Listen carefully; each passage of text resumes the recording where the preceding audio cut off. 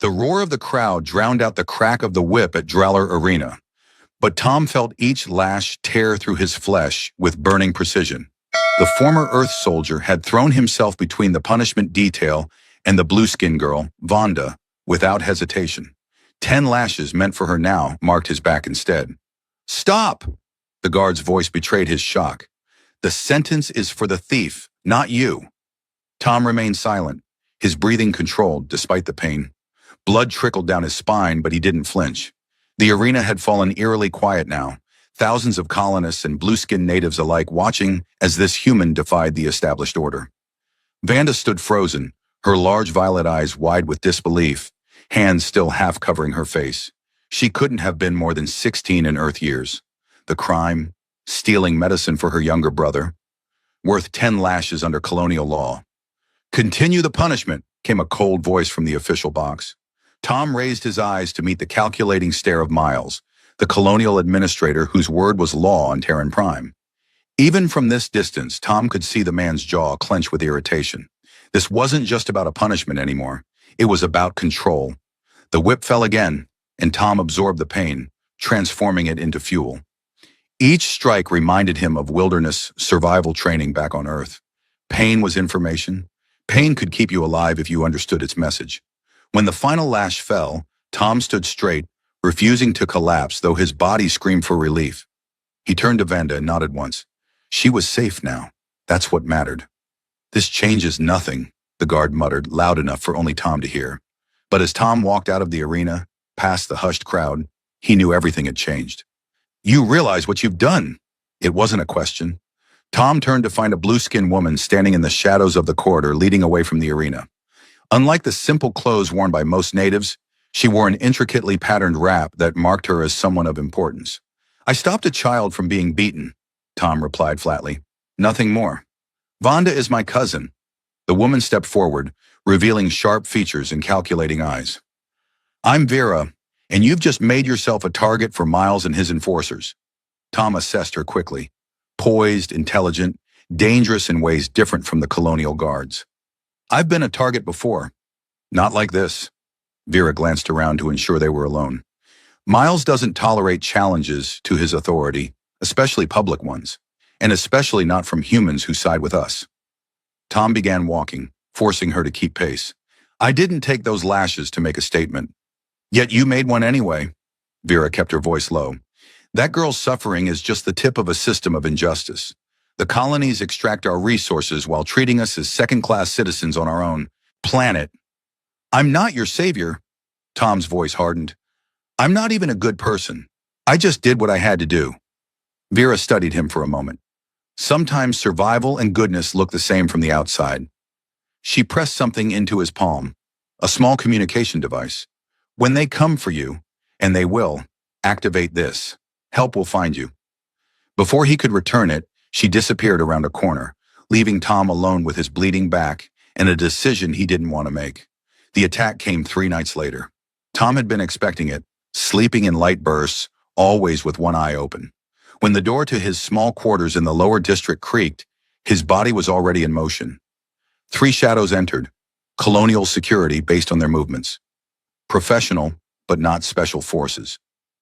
Tom stayed silent, using the darkness of his sparsely furnished room to his advantage. The first attacker went down with a precise strike to the throat. The second managed to land a blow on Tom's injured back, sending white-hot pain through his body.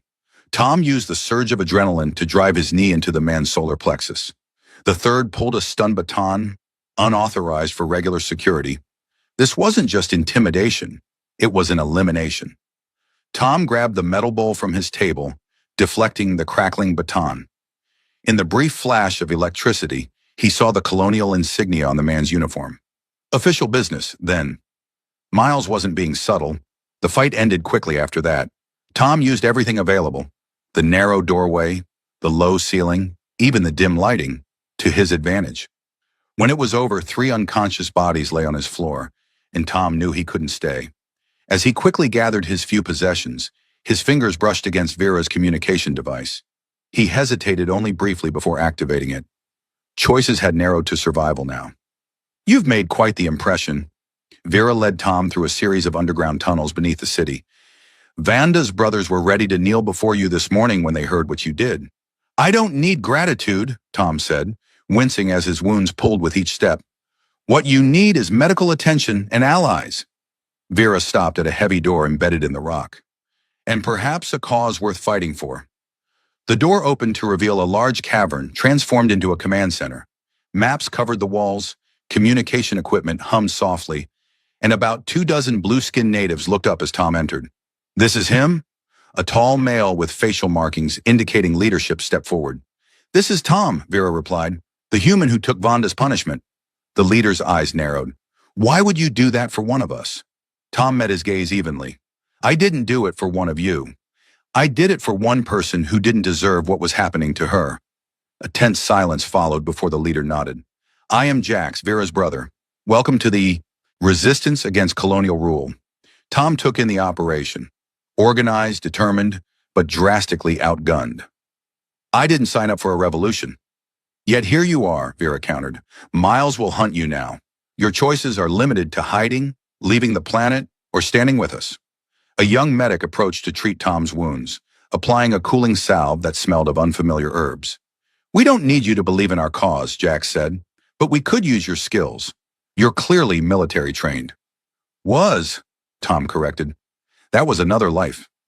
We need more than just fighters, Vera interjected. We need someone the people can rally behind. A human who stands with the native population sends a powerful message. Tom understood the game now. He wasn't just a recruit. He was a symbol. I'm not your propaganda. No, Jax agreed. You're a survivor, like us. The question is whether you'll survive alone or with allies. Tom remained silent as the medic worked. He was being manipulated, but he also recognized the truth in their words. Miles wouldn't stop hunting him now. I'll stay until my back heals, he finally said. After that, we'll see. Vera and Jax exchanged glances. It wasn't commitment, but it was a start. Tom's "until my back heals" extended into weeks as he observed the resistance operation. They were more organized than he initially thought, with networks throughout the city of Valorn and connections to other settlements across Terran Prime. He kept to himself mostly, watching, learning the patterns of both the resistance and colonial security. He helped with tactical assessments when asked but avoided deeper involvement. That changed one morning at Valorn Central Market. Tom had gone to observe the security rotations when he witnessed colonial guards harassing local vendors. Increased taxes by order of Administrator Miles, a guard announced, upending a table of blue fruits when the vendor protested. These came from my family's land, the old native woman argued. We've always been exempt from trade taxes on our own produce. The guard shoved her, sending her frail body sprawling onto the hard ground. New regulations. Pay or face confiscation. Tom felt something shift inside him. The cold calculation of survival giving way to something hotter, more dangerous. Before he could stop himself, he stepped forward. That's enough. His voice cut through the market noise. The guard turned, recognition dawning. The arena hero. Interfering again. Tom helped the woman to her feet, never breaking eye contact with the guard. There's nothing heroic about basic decency. A crowd began to gather, murmurs spreading through the market. The guard's hand moved to his weapon. You're outnumbered, Tom said quietly. The guard glanced around, suddenly aware of dozens of native eyes watching the confrontation. With a curse, he signaled his companions to move on, but not before pointing at Tom. This isn't over. As the guards left, the market erupted in hushed excitement. The woman clasped Tom's hand between her blue fingers. Thank you, Earthman. Tom nodded uncomfortably. He turned to leave but found himself surrounded by grateful natives, many offering small tokens of appreciation. Fruits, woven bracelets, even a hand-carved knife. When he finally extracted himself and returned to the resistance hideout, Vera was waiting, a knowing smile on her face. You planned this, Tom accused. The guard's harassment? No. She took the knife he'd been given, admiring its craftsmanship. Your reaction? I hoped for it. I'm not your champion. Tell that to the people whose story is spreading through every district right now. Vera handed the knife back. The human who stands against injustice. Twice now. Tom knew he'd been outmaneuvered, not by force or threat, but by his own actions. What exactly do you want from me? Join us officially, she said. Help us plan more than just defensive measures. With your military background, I was never an officer, Tom interrupted. Just a survivor of too many bad deployments. Then help us survive this one. Vera's expression softened slightly. Please. Tom sighed, recognizing the point of no return when he saw it. I'll help with strategy, that's all. Vera's smile suggested she knew better. The Colonial Supply Depot stood silhouetted against the moons of Terran Prime. Guards patrolled in predictable patterns, their weapons prominently displayed. Too many blind spots in their rotation, Tom muttered from their observation point in the hills. It feels wrong. Jax frowned. The intelligence is solid. A shipment of medical supplies arrives tonight. Supplies our people are denied. Tom had helped plan this raid, their first major operation since his arrival. A simple mission: intercept the medical shipment before it entered the colonial inventory system. Simple usually means trap in my experience, Tom replied. He surveyed the approach again. We'll adjust. 2 teams. Vera leads the extraction while we create a distraction at the south entrance. Jax nodded. Just remember, non-lethal approaches unless absolutely necessary. We're not murderers. Survival first, Tom countered. Everything else is secondary. The operation began smoothly enough. Tom led Jax and 3 others to the south entrance, creating a disturbance that drew guard attention. Vera's team slipped in through the loading bay to access the supplies. Then everything went wrong. Alarms blared across the compound. Spotlights blazed to life, illuminating the terrain. Tom's instincts screamed confirmation. Trap. Fall back, he shouted, grabbing Jax as weapon fire kicked up dirt near their position. We can't leave Vera. We're no good to her dead. Tom pulled him into cover behind a storage unit. New plan. They're expecting us to run. We don't. While colonial forces pursued the fleeing members of their distraction team, Tom and Jax doubled back toward the loading bay. They found Vera and her team pinned down behind cargo containers. They knew we were coming, she hissed as they reached her. Questions later, Tom replied. He surveyed their position, mind racing through options. We need chaos. He spotted the depot's fire suppression system. Cover me. Using the containers as shields, Tom worked his way toward the control panel. A guard spotted him, but Jax's well-placed shot provided the seconds Tom needed. He smashed the panel, triggering the emergency protocols. Foam sprayed from ceiling dispensers, alarms changed pitch, and the bay doors began their automatic opening sequence for evacuation. Now, Tom shouted. In the confusion, they escaped with a fraction of the intended supplies, but with their team intact. Only when they reached the safety of the hidden ravine did Tom allow himself to exhale. How did they know? One of the team demanded. We have a leak, Tom stated flatly. Someone talking to the wrong people or someone planted among us. The accusation hung heavy in the air. We'll deal with that later, Vera decided. For now, we distribute what supplies we have and regroup. As the team dispersed, she turned to Tom. You saved lives tonight. Thank you. Tom shook his head. I just applied survival tactics. Nothing more. You could have left us. No, Tom said simply. I couldn't. Something shifted between them in that moment. A recognition that transcended words. Tom looked away first, uncomfortable with the connection. Get some rest, he advised. Tomorrow we find our security breach. Miles paced his office in the Colonial Administration Tower, rage barely contained. They escaped with critical supplies, he snapped at his security chief. How? The human, the chief replied. The one from the arena. He's working with them now, and he's unpredictable, military trained, but not by any standard protocol. He thinks differently. Miles stopped at the window overlooking Valoran. One human shouldn't be able to disrupt my operation. The natives rally around him. The story of him taking the girl's punishment has spread to every settlement. They call him the Protector now. Then we need to show them their Protector is just flesh and blood. Miles turned, his decision made. Increase pressure on the native quarters. Double patrols, random searches, higher taxation. Force them to make mistakes. Sir, that could incite more resistance. Exactly. Miles smiled coldly. Draw them out, all of them. And when they emerge, he made a crushing motion with his fist. I want the human taken alive. Make an example of him that no one will forget. Over the following weeks, colonial crackdowns intensified. The resistance responded with small-scale operations, disrupting supply lines, helping natives escape arrest, distributing medicine. Tom found himself increasingly central to their planning, his survival instincts honed to a razor's edge. He also found himself spending more time with Vera. Their late-night strategy sessions often extended beyond tactical discussions. "Why did you really come to Terran Prime?" she asked one night as they overlooked the city from a hidden outpost. "Most humans come for wealth or escape." Tom was silent for a long moment. "Escape, I suppose. Earth had nothing left for me after the resource wars." "Were you on the losing side?" "There are no winners in wars like that, just survivors with different flags." Tom studied the twin moons overhead. "I chose this planet because it was far from Earth's influence.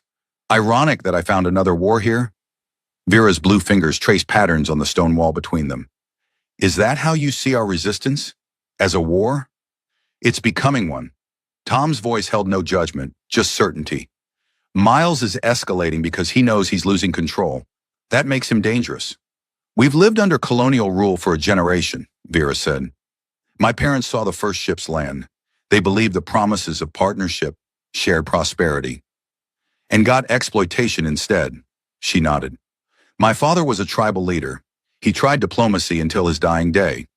Jax believes more direct action is our only recourse now." "And you?" Tom asked. Vera turned to him, her violet eyes reflecting starlight. "I believe in survival first, as you say, but survival without purpose is just existence."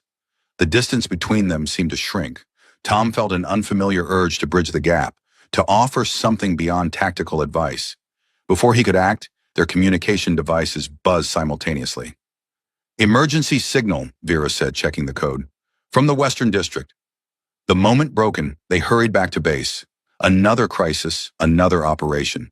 The familiar rhythm of survival resumed. The trap, when it finally sprung, came from within. Kale, a young native who had joined the resistance recently, disappeared during a reconnaissance mission.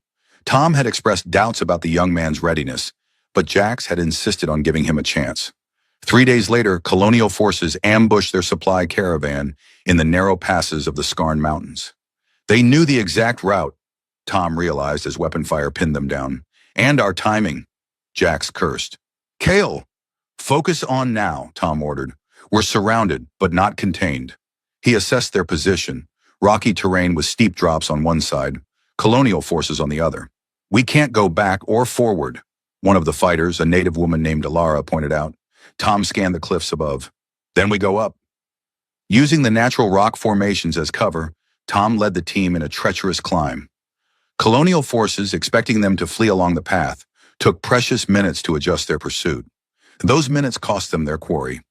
Tom's group reached a narrow ledge that circled behind the colonial position. From there, they could double back along a different route.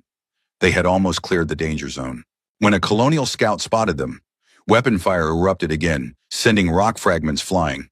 "Keep moving!" Tom shouted, returning fire with the bow he'd become proficient with, a weapon of choice among the natives for its silence and lethality.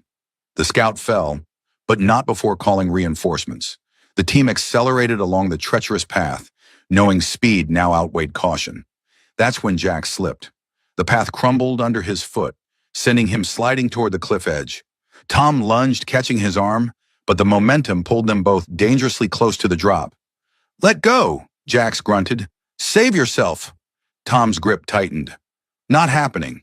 With a supreme effort, he pulled Jax back from the edge. They continued their escape, but the delay cost them.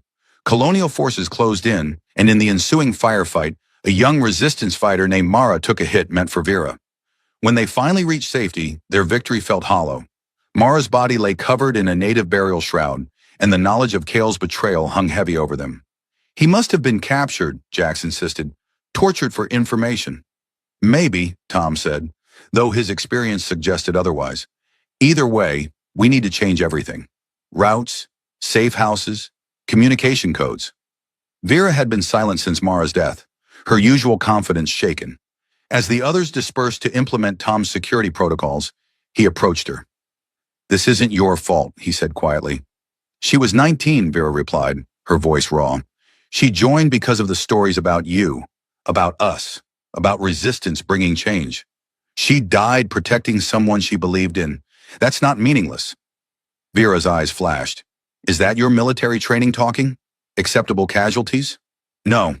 Tom met her anger steadily. "That's survival talking. We honor her by continuing, by making her sacrifice matter. How can you be so cold? Vera demanded. Because coldness keeps people alive. Tom's voice remained even. Emotion gets people killed in combat situations. We're not soldiers, Tom. We're people fighting for our home. Then learn to be both, Tom replied, or more of you will die. He walked away, letting her anger burn itself out. He'd seen this before. The loss, the guilt, the need to blame someone. Sometimes that someone had to be him. Later that night, Vera found him maintaining his weapons, a ritual he performed regardless of whether they'd been used. I'm sorry, she said simply. Tom nodded, accepting the apology without need for elaboration. How do you do it? She asked, sitting beside him. Compartmentalize everything so neatly? Tom continued his methodical cleaning. Practice, necessity. I've buried more friends than I can count. Does it get easier? No, he admitted. You just get better at carrying it. Vera watched his hands work. Teach me. To clean weapons? To survive. To lead. To carry the weight without breaking. Tom finally looked at her. Really looked. Behind her anger and determination, he saw fear. Not for herself, but for those who followed her, who believed in her. It starts with accepting you can't save everyone, he said, and deciding that doesn't mean you stop trying. The resistance adapted to the betrayal, becoming more compartmentalized, more cautious. Tom implemented security protocols borrowed from his military days. Information barriers, rotating meeting locations, recognition codes. Meanwhile, Miles intensified his crackdown. Public punishments increased. Resources to native districts decreased. The colonial administrator was applying pressure, waiting for the resistance to make a desperate move. He's baiting us, Tom explained during a strategy session, trying to force an emotional response. Jax frowned. While our people suffer. We need a different approach, Vera suggested, something he won't expect. Tom considered their options. You mentioned Miles keeps records. Evidence of his corruption, of kickbacks to Earth officials, to look the other way regarding his treatment of natives. In his private office in the administration tower, Vera confirmed, heavily guarded. Not during the governor's ball, Jax pointed out. The annual celebration where colonial officials entertain visiting dignitaries. Security focuses on the main hall. Tom nodded slowly. A small team could infiltrate during the event. I have an invitation, Vera said. As daughter of a tribal leader, I'm included in these events for appearance's sake. Too dangerous, Jax objected. If you're caught, I'll need a security escort, Vera continued, looking at Tom. Someone who can move through colonial circles without raising suspicion. Tom understood immediately. You want me to pose as colonial security? With the right uniform and identification, yes. The plan took shape over the following days. Vera would attend as expected, with Tom as her assigned escort. While she maintained visibility in the main hall, Tom would access Miles' office. If you're caught, claim you got lost looking for a restroom, Vera instructed as she helped Tom adjust his stolen uniform the night of the ball. I've done infiltration before, he reminded her, though never in formal wear. The uniform felt restrictive after months in practical resistance clothing. Vera stepped back to examine him. You look different. That's the point. Tom checked the hidden compartment in his jacket where he would store any documents found. No, Vera's voice softened. You look like you belong in both worlds now, human but fighting for us. Tom didn't know how to respond to that. He focused on the mission instead. Remember, if anything feels wrong, we abort, she finished. Survival first. Tom nodded, oddly affected by hearing his mantra from her lips. The governor's ball proved as ostentatious as expected. Colonial officials in formal attire mingled with corporate representatives, all carefully ignoring the few native leaders invited for show. Vera moved through the crowd with practiced grace, drawing enough attention to be noticed, but not enough to be suspicious. Tom stayed at her side until she engaged a corporate executive in conversation. Using this distraction, he slipped away toward the administrative wing. The security checkpoint proved simple to navigate with his borrowed credentials. Once passed, he moved quickly through empty corridors, following the memorized route to Miles's office. The door required a security code. Tom retrieved the small electronic bypass device the Resistance had acquired months ago and attached it to the panel. 30 seconds later, he was inside. Miles's office spoke of power and privilege, imported earthwood, genuine paper books, artifacts from Terran Prime's native cultures displayed like trophies. Tom ignored these, focusing on the computer terminal and physical files. The infiltration was going perfectly, until it wasn't. The office door slid open, revealing a colonial security officer. Both men froze in surprise. "This area is restricted during the event," the officer said, hand moving to his weapon. Tom adopted a slightly slurred speech pattern. "Sorry, got turned around looking for the executive washroom. Had a bit too much of the imported stuff." He gestured vaguely to indicate drinking. The officer's suspicion didn't waver. Identification. Tom reached for his stolen credentials, knowing they wouldn't hold up under close inspection. He would need to neutralize this threat quickly and quietly. Before he could act, a familiar voice called from the hallway. "There you are." Vera appeared behind the officer, her expression a perfect blend of annoyance and embarrassment. "I told you the executive facilities were in the East Wing. Not here." The officer turned, momentarily distracted by her appearance. It was all Tom needed. A precise strike to the base of the skull, and the man crumpled. Tom caught him before he hit the floor. "We have minutes before he's missed," Tom said, dragging the unconscious officer behind the desk. "Then hurry." Vera took position at the door, watching the hallway. Tom accessed the computer terminal using the bypass device, quickly locating and copying financial records, communication logs, and enforcement directives. The evidence painted a clear picture of systematic oppression and personal enrichment. "Time," Vera warned as footsteps echoed down a connecting corridor. Tom pocketed the data storage device and they slipped out, carefully reclosing the door. They were halfway back to the main hall when an alarm sounded. "Security breach protocol." Tom identified the specific pattern. They found him. Vera gripped his arm as security personnel rushed past them toward Miles's office. "We need to leave, now." "Too suspicious if you disappear immediately after an alarm." Tom guided her toward the main hall instead. "We need to be seen leaving normally." They re-entered the Uxuron ball, where guests murmured in confusion about the alarm. Miles himself stood near the main entrance, directing security teams. "He'll recognize you," Vera whispered. "Not if we give him something else to focus on." Tom scanned the room, then nodded toward a serving table. "Create a distraction, something minor but attention-grabbing." Vera understood immediately. She moved toward the table, deliberately colliding with a server. Drinks spilled, voices raised, and attention turned to the commotion. Tom used the distraction to move along the wall toward a service exit. He caught Vera's eye across the room and gave a subtle nod. She would exit through the main doors after an appropriate interval, maintaining her cover. The service corridor led to the kitchen and staff areas. Tom navigated through busy workers, keeping his head down and movements purposeful. He had almost reached the delivery entrance when a voice called out behind him, "Stop right there!" Tom turned to find a security officer blocking his path, weapon drawn. Beyond him, more security personnel were entering the kitchen.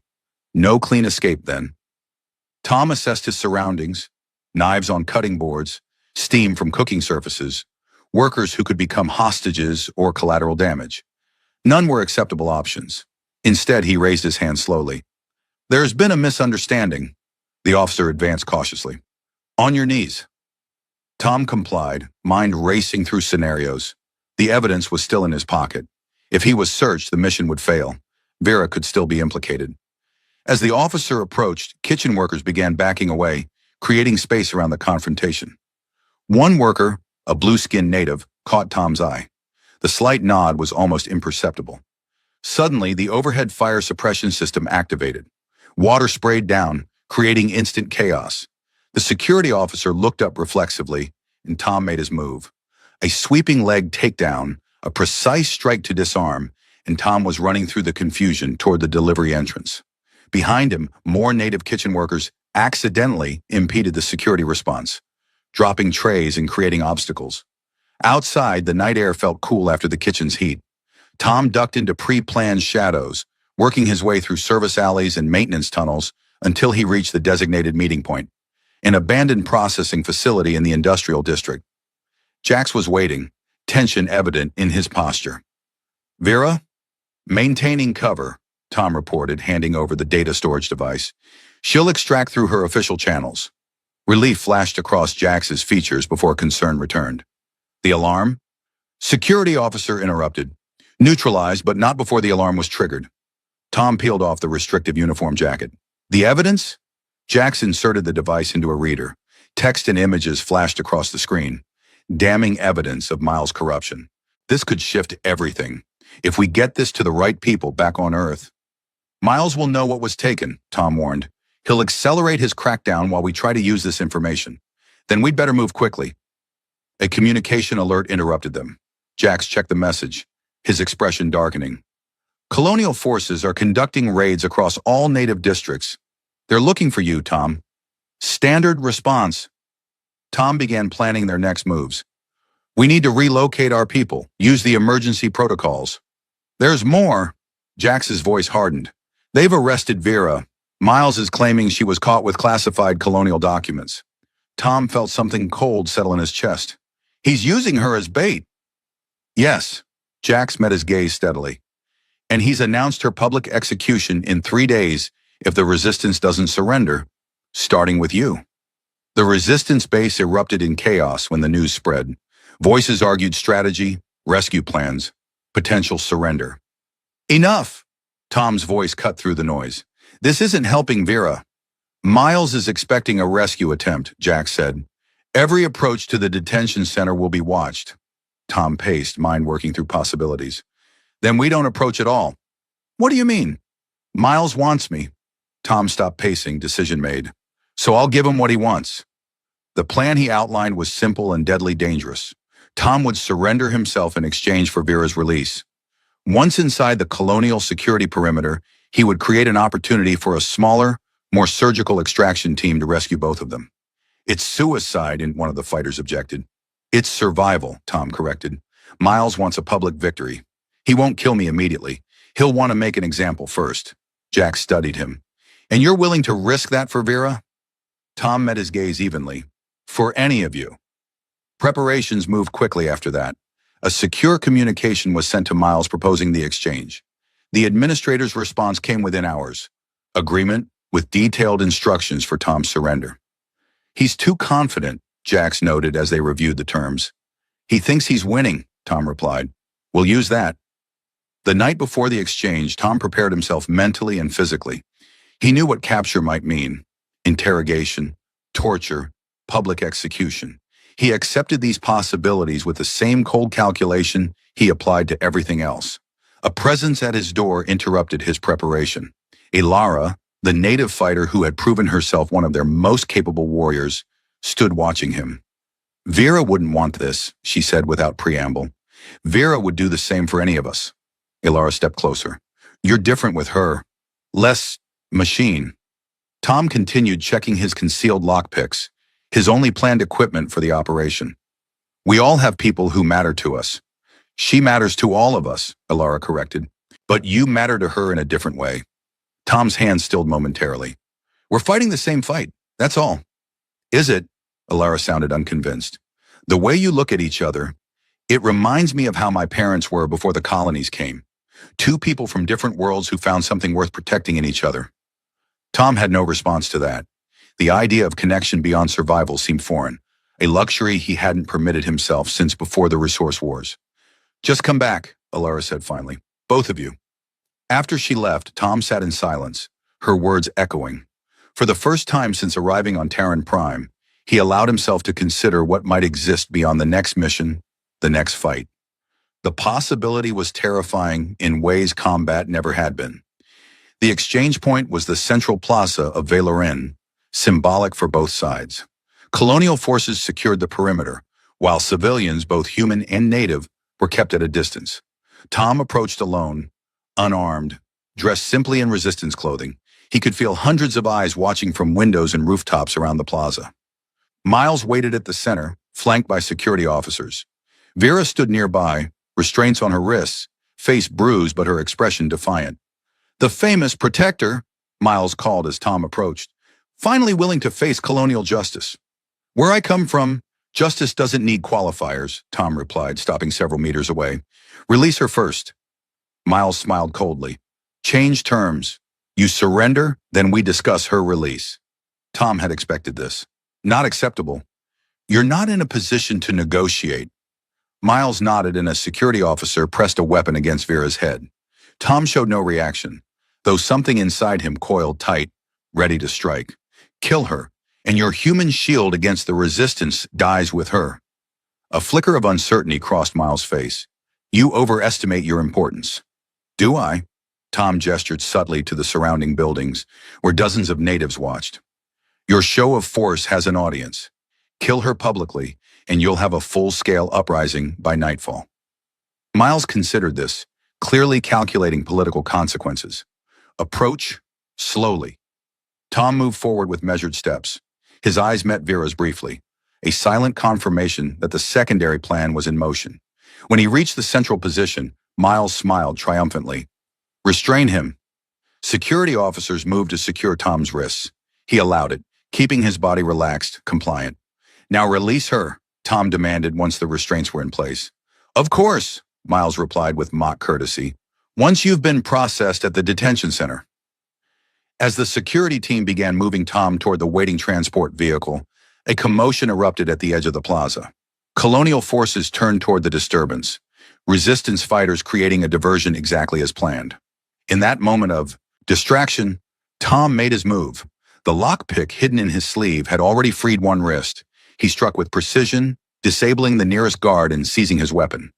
Simultaneously, Jax and a small team emerged from their hidden positions among the crowd. The plaza erupted in chaos as civilians scattered and colonial forces responded to threats from multiple directions. Tom fought his way to Vera, using the seized weapon to clear a path. Can you run? She nodded, already working her own restraints loose with a pick Tom had slipped her during their brief eye contact. Their escape route led through a pre-established path of maintenance tunnels beneath the city. Colonial forces pursued, but the resistance fighters' knowledge of Valoran's hidden infrastructure gave them the advantage. When they finally emerged in a safe house miles from the plaza, both sides had taken losses. 2 resistance fighters had been killed covering their retreat. Colonial forces had suffered more casualties, but Miles himself had escaped unharmed. He'll retaliate, Vera said as a medic treated her injuries, across all native settlements. Tom nodded grimly. We've moved from resistance to open conflict now. Was it worth it? Jax asked quietly, looking at the shrouded bodies of their fallen comrades. Tom had no answer that would satisfy. Worth was subjective, survival absolute. Instead, he turned to Vera. What did they want from you? During interrogation? Information on our networks initially, she replied. Then they focused on you, your background, training, weaknesses. Miles sees you as the center now, Jax concluded, the symbol around which resistance forms. Symbols don't win wars, Tom said. Strategy and resources do. Vera watched him with an unreadable expression. You could have left me there. The evidence we gathered was more important than one person. No one gets left behind, Tom stated simply. It was one military principle he'd never abandoned. Later, when the immediate crisis had stabilized, Vera found Tom on the rooftop of the safe house, staring at the night sky. You never ask about yourself, she said, joining him. During my interrogation, Miles mentioned looking into your Earth records. Tom tensed slightly. Did he find anything interesting? That's just it, Vera sat beside him. Your records were classified. Military operations on 3 continents during the resource wars, all details redacted. Miles was concerned about who exactly he's fighting. I told you, I'm just a survivor. No, Vera's voice was soft but certain. Survivors think only of themselves. You think of others first, always, even when you pretend not to. Tom remained silent, unable or unwilling to contradict her. Whatever you did in those wars, Vera continued, whoever you were, that's not who you are here. For the first time since arriving on Terran Prime, Tom felt the weight of his past lighten slightly. Not absolution, but perhaps acceptance. Get some rest, he finally said. Tomorrow will be harder than today. Vera studied him a moment longer before nodding. As she stood to leave, her hand brushed his shoulder, a touch that lingered just a heartbeat too long to be casual. Tom remained on the rooftop long after she'd gone, watching Terran Prime's twin moons track across the alien sky, wondering when survival had become insufficient as his sole purpose. Miles' retaliation came swiftly and brutally. Colonial forces implemented martial law across native settlements. Resources were restricted further, punishments increased for minor infractions, and suspected resistance sympathizers disappeared into detention centers. The resistance responded with escalating operations, disrupting colonial supply lines, freeing detainees, distributing resources to affected communities. What had begun as isolated acts of defiance evolved into coordinated rebellion. Through it all, Tom remained the tactical core of the resistance. His military experience, combined with native knowledge of the terrain and communities, created an asymmetric advantage that colonial forces struggled to counter. Miles is requesting additional security forces from Earth, Jax reported during a strategy meeting. Our intelligence suggests they'll arrive within 2 months. Then we have 2 months to change the equation, Tom replied. The evidence we gathered needs to reach Earth authorities before those reinforcements arrive. Vera, who had recovered fully from her captivity, studied the communication schematics. Colonial channels are monitored. We'd need access to their long-range transmitters to send anything to Earth. Or create enough of a crisis that Earth sends investigators, Tom suggested. The planning session continued late into the night, with various scenarios proposed and rejected. When it finally concluded, Tom remained behind, refining tactical deployments for their next operations. Vera stayed as well, working on communication protocols for their expanding network. They worked in comfortable silence for hours, each respecting the other's focus. When Tom finally looked up, he found Vera watching him, her expression thoughtful. "What?" he asked. "You've changed," she observed. "When you first came to us, every plan was about minimizing exposure, maintaining escape routes. Those are still priorities. Yes, but not your only concerns anymore." Vera set aside her work. "Now you factor in civilian impact, long-term sustainability, building trust with communities." Tom hadn't realized the shift himself. Tactical necessity. We need popular support to maintain operations. Is that all it is? Vera's violet eyes held his. Just tactics? The question hung between them, laden with meanings beyond military strategy. Tom found himself at a rare loss for words, uncertain terrain suddenly beneath his feet. Before he could respond, the alarm system blinked urgently. An emergency communication from one of their outposts. The moment broken, they both moved to the communication terminal. The message was brief and alarming. Miles had announced a public challenge, a formal duel between himself and Tom, to demonstrate colonial authority and end the rebellion's momentum. "It's a trap," Jack said when they briefed him on the development. "Of course it is," Tom agreed, "but one with potential." Vera shook her head. "You can't seriously be considering accepting. Miles is offering terms. The duel to be conducted under traditional native customs, with witnesses from both sides." Tom's mind was already analyzing angles. "A public spectacle designed to demoralize the resistance when I'm defeated." "If you're defeated," Jax corrected. "No. When?" Tom's expression was calculating. Miles wouldn't issue the challenge unless he believed victory was certain. He has something planned, a weapon, an advantage we don't see yet. "Then we refuse," Vera insisted. "We can't," Tom said.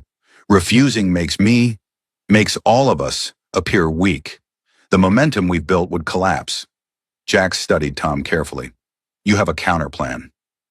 "Miles expects to win through some hidden advantage. We need to identify it before the duel." Tom outlined his approach.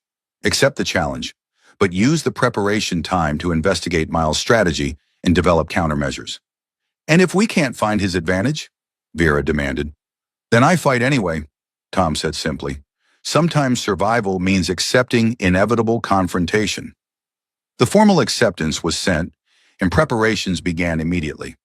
Under native custom, the duel would occur 10 days later at the arena, where Tom had first intervened to save Vonda. The symbolism was deliberate on Miles' part, a full-circle moment to crush the resistance's spirit. Tom's training intensified, focusing on combat with traditional native weapons. Miles had specified the Weprik, a curved, dual-bladed instrument similar to Earth's short swords. Tom spent hours mastering its unique balance and fighting style, guided by native warriors. Meanwhile, resistance intelligence worked to uncover Miles' planned advantage. They monitored colonial communications, interrogated sympathetic sources, observed Miles' own training regimen. 3 days before the duel, Alara returned from reconnaissance with troubling news. "Miles has been augmented," she reported.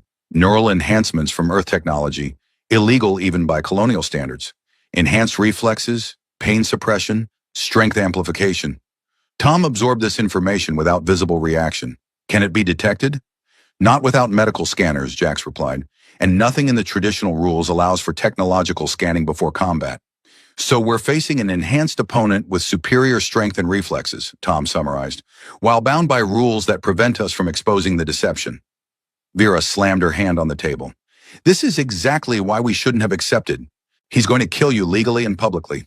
No, Tom corrected. He's going to try. Over the remaining days, Tom adjusted his training to account for an enhanced opponent.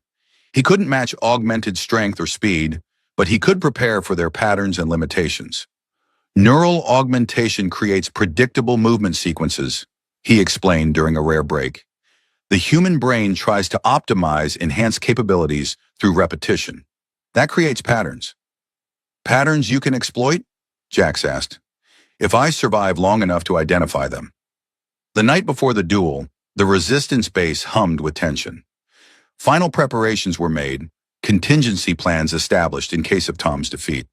Tom himself spent the evening in solitude, mentally preparing for combat while sharpening his weprick to perfect balance. The methodical motion of stone against metal centered his thoughts, a meditation of sorts. A soft knock interrupted his ritual. Vera entered without waiting for response, carrying a small container. Blade oil, she explained, setting it beside him. Traditional for luck. Tom nodded his thanks, continuing his rhythmic sharpening. Vera watched him work for several minutes before speaking again. You know you don't have to do this. We've been through this. No. She moved closer. We've discussed tactical necessity. We haven't discussed what you want. Tom paused, the unfamiliar question disrupting his focus. What I want doesn't factor into survival. Doesn't it? Vera knelt beside him, her blue skin luminescent in the dim light. What are we surviving for, Tom? Just to fight the next battle? Just to exist until we don't? The question echoed his own recent thoughts. Uncomfortable territory he'd avoided exploring. When this is finished, he began, then stopped, uncertain how to continue. If you survive tomorrow, Vera said softly, what then? Tom set down the weprick, finally meeting her gaze. I don't know. For a long time, there was only the next mission, the next fight. And now, Tom struggled with unfamiliar vulnerability. Now I find myself thinking about after, about what survival means beyond just continuing to breathe. Vera's hand covered his, blue fingers intertwining with human ones. Whatever happens tomorrow, you've already won something more important than any duel. What's that? A reason to survive. Her violet eyes held his. Not just for the cause, for yourself. Tom felt something shift within him, the cold calculation of survival expanding to include connection, purpose, possibility. Before he could respond, Vera leaned forward and pressed her lips to his, a gesture transcending their different worlds. When she pulled away, words seemed inadequate. Tom simply nodded, a promise in the gesture that neither needed to articulate. Come back tomorrow, Vera said, rising to leave. I will, Tom replied, and for the first time in years, it wasn't tactical necessity or duty that drove his determination. It was something far more powerful. The arena of Drowler stood packed beyond capacity on the day of the duel. Natives and colonists alike had gathered to witness the confrontation that had become symbolic of the larger conflict. Colonial security maintained a heavy presence, weapons visible but held in reserve. Resistance fighters blended into the crowd, prepared for whatever outcome emerged. Tom entered from the eastern gate, dressed in simple fighting attire, loose pants and a sleeveless tunic that allowed maximum mobility. The weprick hung at his side, its curved blades catching the morning light. A roar went up from the native sections of the crowd. In the months since Tom had taken Vonda's punishment, his actions had transformed him from outsider to symbol of resistance. He acknowledged them with a slight nod, but kept his focus on the arena center. Miles entered from the western gate, similarly attired but with colonial insignia emblazoned on his tunic. His expression betrayed nothing but confidence as he took position opposite Tom. Between them stood the elder, a respected native leader who would oversee the duel according to traditional custom. His blue skin wrinkled with age. The elder raised his staff for silence. Today we witness the resolution of conflict through ancient ways, he announced, voice carrying across the hushed arena. 2 combatants, 2 blades, 1 truth revealed through combat. The elder explained the rules. Combat continued until surrender or incapacitation. Death was not required for victory, but remained a possibility both combatants accepted. Are the terms understood and accepted? The elder asked formally. Accepted, Miles replied immediately. Tom studied his opponent carefully, noting the barely perceptible twitch of enhanced musculature beneath Miles' skin. Accepted, he confirmed. The elder struck his staff against the ground. Then let judgment be rendered. He stepped back, and the duel began.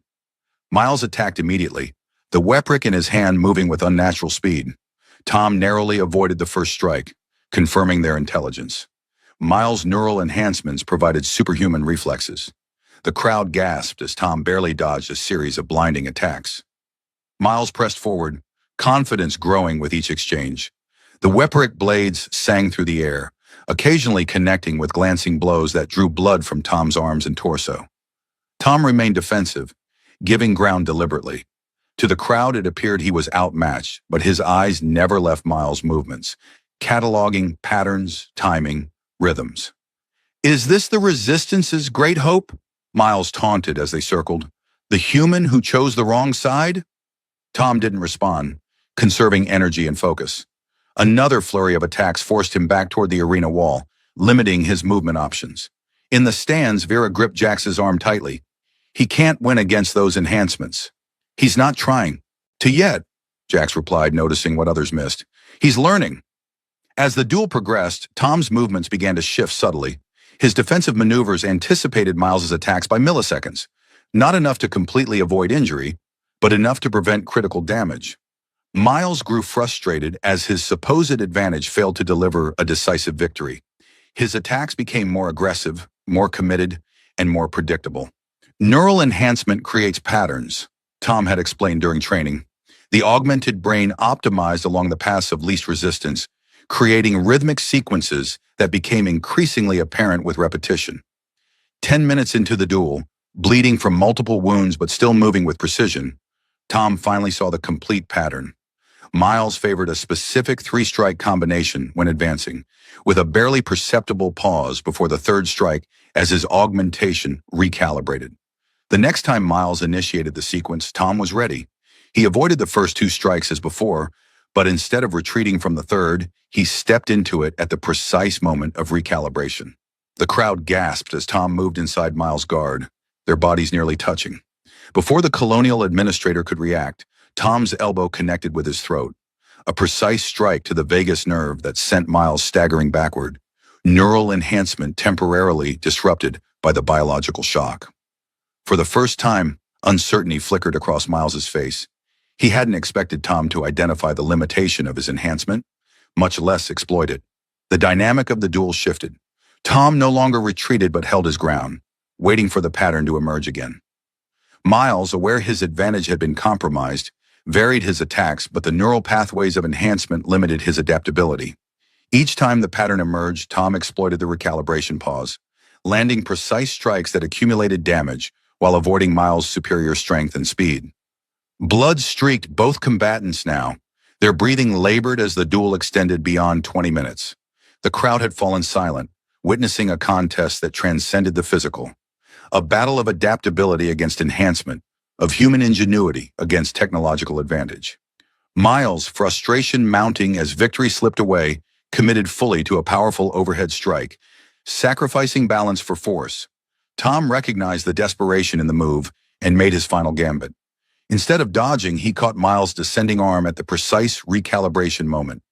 Using the administrator's own momentum, Tom executed a joint manipulation that sent the weprick spinning from Miles' grasp.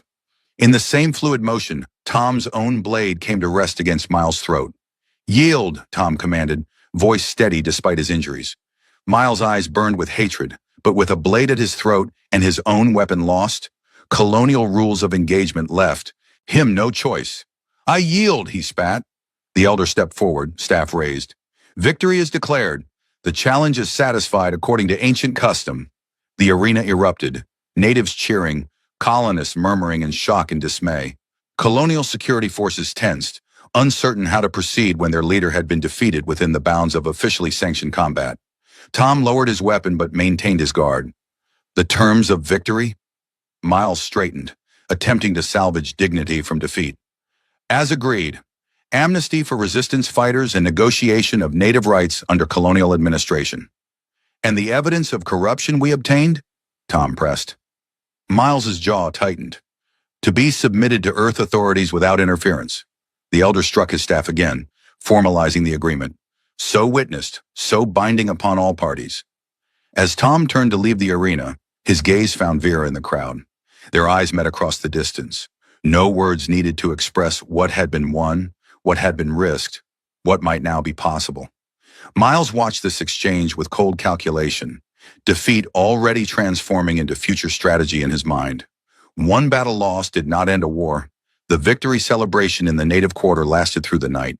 The duel's outcome had shifted the balance of power, forcing colonial authorities to acknowledge the resistance as a legitimate political entity. Tom avoided the center of festivities, his injuries treated by resistance medics in a quiet corner. Victory had not come without cost. Dozens of lacerations across his body would leave permanent scars, reminders of the narrow margin between survival and death. Jax found him there, offering a cup of native fermented beverage. The hero avoids his admirers? Not a hero, Tom replied automatically, though the denial felt increasingly hollow. Just survived another day. You did more than survive, Jax said. You changed everything. Representatives from 3 other settlements have already arrived to discuss united action against colonial rule. Tom accepted the drink with his less injured arm. Miles will regroup. This victory buys time, not peace. Always the optimist, Jax said dryly. But even you must admit, today was a good day for the resistance. Tom allowed himself a slight nod of acknowledgement. For the resistance, yes. Jax studied him for a moment. And for you personally? The question would have been deflected weeks ago. Now Tom found himself considering it genuinely.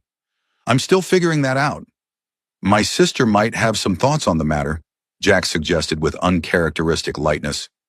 Before Tom could respond, Vera herself appeared, having finally extracted herself from political discussions with other resistance leaders. The conquering hero hides in the corner, she observed, echoing her brother's teasing. Just resting, Tom replied. Jax looked between them, then made a tactical retreat. I should check on the perimeter. Colonial forces may still attempt retaliation despite the agreement. Once alone, Vera sat beside Tom, carefully avoiding his bandaged wounds. How bad? I'll live, he said, then amended. I'll be fine in a few days. Vera's hand found his, a gesture that had become familiar in recent weeks. You knew you could win, even against his enhancements. I knew I had a chance, Tom corrected. Neural augmentation creates predictability. Humans are adaptable by nature. Is that what you are now, just human? Vera's violet eyes held his. After everything, is that how you see yourself? Tom considered the question. For months, he had defined himself by what he wasn't. Not a hero, not a savior, not responsible for others' causes. Survival had been his only identity. I'm still figuring that out too, he admitted. Vera nodded, understanding in her expression. And will you figure it out here? With us? The unspoken question hung between them. With me? Tom looked past her to the celebration beyond. Natives and the few human colonists who had joined their cause, united in a moment of hope carved from desperation and determination. Yes, he said simply. I think I will. Vera's smile held promise of connections beyond survival, of purpose beyond resistance. Good, because I think there's more to Tom than just the next fight. Is there? Tom found himself genuinely curious about the answer. We'll find out together, Vera replied, leaning carefully against his uninjured shoulder.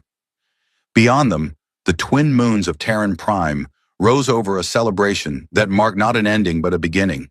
For the resistance, for the planet's future, and for a former soldier who had found something worth more than mere survival.